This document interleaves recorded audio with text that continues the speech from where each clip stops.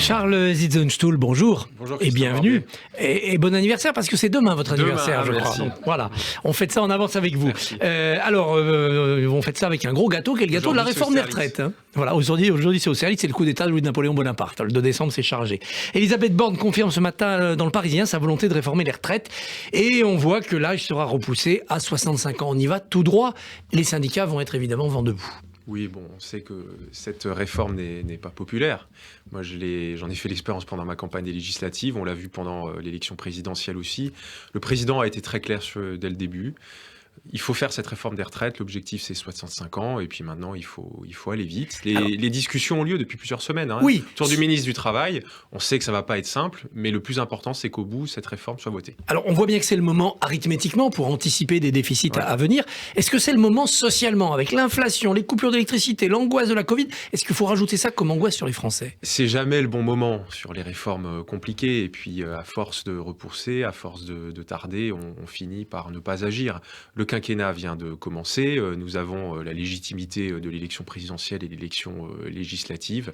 Il faut avancer. Cette réforme a été annoncée de façon très claire.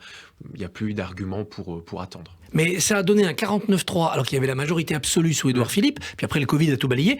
Là, il n'y a pas de majorité absolue au Parlement. Ça va être un enfer, non? Il faut qu'on discute. Et c'est ce qu'on fait d'ailleurs, c'est ce que fait le gouvernement, discute avec les groupes d'opposition. Ce qui va être important pour cette réforme des retraites, ça va être le comportement des Républicains. Est-ce que les Républicains seront fidèles à ce qui est leur ligne de sérieux économique? Elle va dans leur sens, cette réforme, c'est sûr. Elle va dans leur sens. J'ai suivi le débat des Républicains il y a une semaine chez vos confrères de LCI. J'ai noté que 2 candidats sur 3 à la présidence des Républicains, Éric Ciotti et Bruno Retailleau, sont favorables à la réforme des retraites. Donc on peut avoir bon espoir qu'une bonne partie du groupe des Républicains nous suive sur ce sujet. Vous n'êtes pas plutôt favorable à passer par une loi de sécurité sociale, ce qui permet d'avoir un 49.3 et d'aller plus vite? Non, il faut une loi autonome. Je pense que ce sujet mérite qu'il y ait un débat autonome. C'est un sujet très important et je comprends que ça sera en début d'année prochaine que nous aurons à étudier ça au Parlement. Alors il y a un volet important, c'est de permettre aux retraités d'avoir un travail en plus pour améliorer leur retraite. Mais on sait que dans l'entreprise, paradoxalement, les seniors sont poussés vers la sortie. Oui. On va changer ça? Oui, alors moi je pense que le relèvement de l'âge légal va avoir un effet bénéfique sur l'emploi des quinquas ou l'emploi des seniors, même j'aime pas trop ce terme, mais c'est l'emploi qui est souvent utilisé. Parce que ce qui se passe, c'est qu'avec un âge légal qui est bas, les anticipations qui sont faites par les gestionnaires des ressources humaines, par les grosses boîtes, elles sont basées sur le 62 ans. Et donc mécaniquement, en montant à 65, on va allonger les plans de carrière. C'est ce qu'on observe d'ailleurs dans l'allongement de l'âge de départ dans les autres pays en Europe. On n'est pas bon en France sur l'emploi des quinquas et donc tout ça va s'améliorer. Les régimes spéciaux seront éteints par la clause du grand-père, c'est-à-dire seuls les nouveaux entrants seront privés de ce régime spécial. C'est une bonne méthode ou ça va au contraire faire 2 catégories de salariés dans les mêmes régimes? C'est un peu la méthode similaire que nous avons eue lors de la réforme de la SNCF, alors qui était différente il y a 4 ans. C'est-à-dire que c'est quand même compliqué pour des gens qui sont rentrés dans une entreprise avec des règles fixées, de leur expliquer en cours de route ou très peu de temps avant la fin de leur travail que les règles vont changer. Donc la règle, ça va être que ça sera pour les nouveaux entrants. Ça fait aussi partie de la négociation qu'il faut avoir avec les syndicats. Pendant ce temps-là, l'épidémie de Covid semble reprendre. L'Est avait été très frappé en 2020. Absolument. Il y a de l'inquiétude là-bas dans le Bas-Rhin, dans le Haut-Rhin? Alors au tout début, en 2020, effectivement, la vague était arrivée par l'Alsace. Ça avait été très durement ressenti. Ça a beaucoup marqué les esprits. Aujourd'hui, j'ai le sentiment qu'on est sur les chiffres du national. Mais en fait, au national, ce qu'on voit, c'est une reprise de l'épidémie. D'ailleurs, le gouvernement et le ministre de la Santé dit depuis cet été que l'épidémie de Covid n'est pas terminée. Donc que l'épidémie de Covid est toujours là. Elle repart. Il faut être prudent. Les gestes barrières, on les connaît tous maintenant après 2 ans d'épidémie. Quand il y a des endroits où il y a beaucoup de concentration, il faut mettre le masque, il faut faire attention, il faut se laver la main laver les mains avec du savon et du gel. Donc c'est la prudence. Et puis surtout les personnes qui sont à risque ou les personnes âgées, il faut faire ce rappel. Les chiffres ne sont pas bons pour le moment. Il n'y a que 20% des personnes à risque qui ont fait le rappel. Il faut que ça s'améliore. Est-ce qu'il faut aller plus loin? La Première ministre recommande le masque dans les transports. Est-ce que vous, par exemple, vous préconisé l'obligation du masque pour tous ceux qui vont aller sur les marchés de Noël, souvent très denses. Non, pour le moment pas. Il faut faire confiance aux Français. La grande différence avec il y a 2 ans, c'est qu'il y a 2 ans, on ne connaissait pas cette épidémie. Donc il a fallu prendre des mesures et on n'avait pas de très masque, dures, drastiques. Au début, il n'y avait pas de masque, il n'y avait pas de gel. Tout ça a mis du temps à arriver. Et puis surtout, on ne savait pas comment se comporter face à ce type d'épidémie. Aujourd'hui, on sait comment se comporter. Chaque Français connaît les gestes barrières, connaît la prudence. Il faut faire confiance à l'intelligence collective d'abord. L'autre inquiétude actuelle, c'est la crise énergétique qui amène non seulement des surcoûts, mais aussi un risque de coupure électrique. On voit des tests de délastage commencer à être simulés. Votre région est assez froide, tout de même. Ouais. Est-ce qu'il y a une vraie angoisse là-bas de ne pas pouvoir se chauffer ? Alors en Alsace, oui, c'était historiquement une région froide, même si les Noëls très enneigés en Alsace, ils ont aussi, hélas, un peu disparu. Oui, il y a une inquiétude. On maîtrise pas la météo. Donc si on a des pics de grand froid, le risque est important. C'est ce que dit le gouvernement et c'est ce que rappelle le gouvernement. Face à cela, c'est chacune et chacun qui avons la réponse. Ce sont la somme de tous les petits gestes qu'on pourra faire individuellement.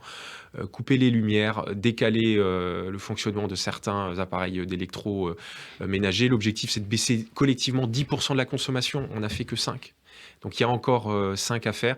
Si chacun s'y met, fait tous ces petits gestes, on arrivera à passer l'hiver. Et on peut aussi demander à des entreprises d'arrêter leur production. Oui. Alors ça, c'est déjà prévu d'ailleurs pour certaines, parce qu'il y a certaines grandes entreprises qui ont des contrats en fait avec RTE où c'est prévu qu'elles coupent l'électricité en contrepartie de dédommagement. Donc ça, c'est vu. Il y en a aussi certaines d'ailleurs qui doivent continuer à fonctionner. Et surtout, il y a des services publics critiques. On pense aux hôpitaux, on pense aux services de police et de gendarmerie qui, eux, ne seront jamais débranchés du système électrique. Et on comprend bien pourquoi, pour assurer la sécurité des Français. Est-ce que vous comptez, en cas de problème, sur l'Allemagne pour fournir de l'électricité en masse ? Alors, il y a des systèmes au niveau européen de solidarité. L'objectif, c'est qu'au maximum, on puisse compter sur nous-mêmes. Mais si on se retrouve dans une situation vraiment compliquée, il y a des systèmes de solidarité au niveau européen. Mais encore une fois, l'objectif, c'est de ne pas en arriver là. Et ça, ce sont nos comportements individuels, la somme des 67 millions de comportements individuels qui feront qu'on arrivera à passer l'hiver sans difficulté. La phase budgétaire à l'Assemblée arrive à son terme, un gros trimestre de débat. On a encore vu des 49.3, des motions de censure. Est-ce que vous n'avez pas l'impression de travailler pour rien ? Vous débattez, puis à la fin, 49.3, motion de censure et ça passe. Non, on ne débat pas pour rien. D'ailleurs, la comptabilité des heures de débat depuis le début de la législature montre qu'on travaille comme sous les législatures précédentes. Alors, les règles du jeu, elles ont un peu changé puisqu'on est dans une majorité relative. Et ce qui est un peu étonnant pour le moment, c'est que, en fait, il y a des textes sur lesquels on arrive à travailler selon la nouvelle configuration. Le compromis. Voilà, où on arrive à faire des compromis. Ça a été le cas pour le texte pouvoir d'achat cet été. Ça a été le cas pas plus tard qu'hier, l'IVG bien sûr, l'inscription de l'IVG dans la Constitution, et puis pas plus tard qu'hier sur les retraites agricoles. Donc il y a des cas où on arrive à travailler tous ensemble avec certains groupes d'opposition. Et puis il y a d'autres textes, notamment les textes budgétaires, où dès le début, tous les groupes d'opposition ont dit « on votera pas ». Et donc, à partir de ce moment-là, nous sommes la majorité, nous sommes aux affaires. Et donc, notre responsabilité, c'est qu'il y ait un budget. Et pour Noël, il doit y avoir un budget pour les Français. Et si, aujourd'hui, nous avions joué le jeu de l'enlisement des débats, le risque serait de ne pas avoir de budget. Vous seriez en train de me demander, monsieur le député, que faites-vous avec le gouvernement ? Pourquoi est-ce qu'il n'y aura pas de budget pour les Français ? La Constitution, elle donne des armes au gouvernement. L'article 49.3, il est constitutionnel et on en fait usage. Pour l'avenir, est-ce que vous souhaitez continuer comme ça ou est-ce que vous pensez qu'à la place de compromis au cas par cas, il faut que la majorité relative Renaissance aille chercher un allié qui lui donne la majorité absolue, c'est-à-dire un pacte avec les LR ? Ça sera une décision du président de la République et de la première ministre. À titre personnel, moi, j'aimerais bien qu'on puisse travailler davantage de façon beaucoup plus formalisée avec les Républicains. Moi, je viens de la droite, je soutiens le président de la République depuis 6 ans.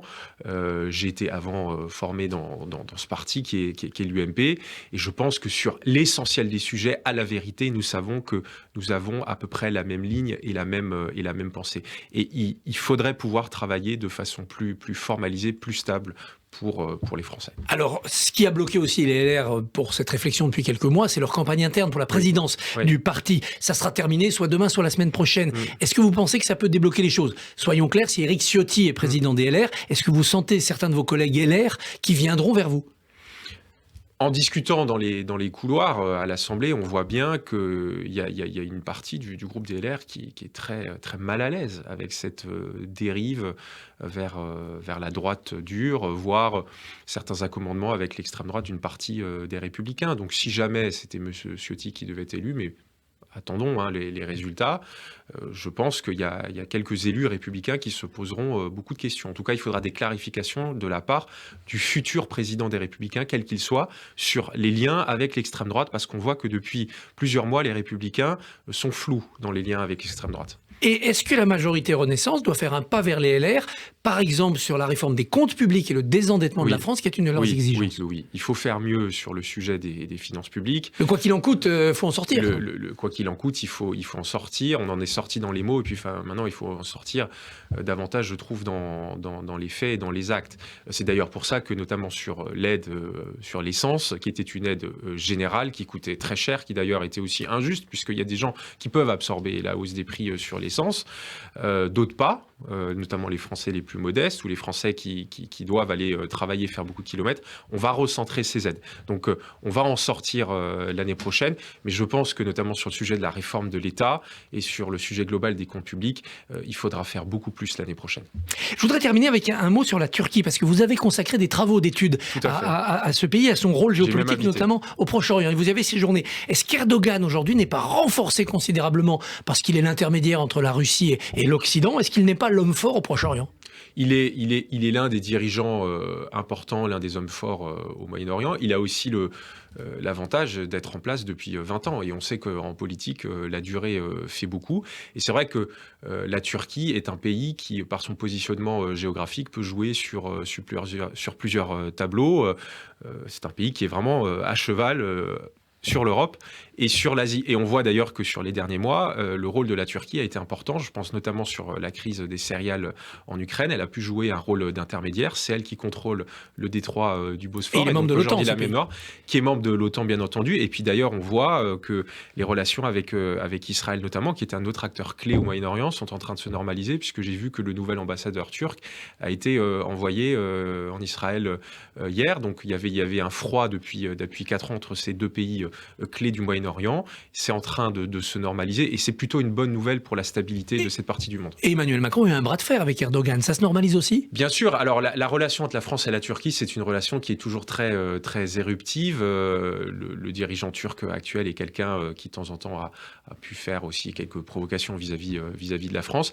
Et ce qui a toujours quand même été la bonne nouvelle, c'est qu'à la fin, il n'y a jamais eu de rupture entre la Turquie et l'Europe et il n'y a jamais eu de rupture entre la Turquie et l'OTAN. Il faut que ça continue ainsi. Charles Zinsonsoul, merci, bonne journée. Merci.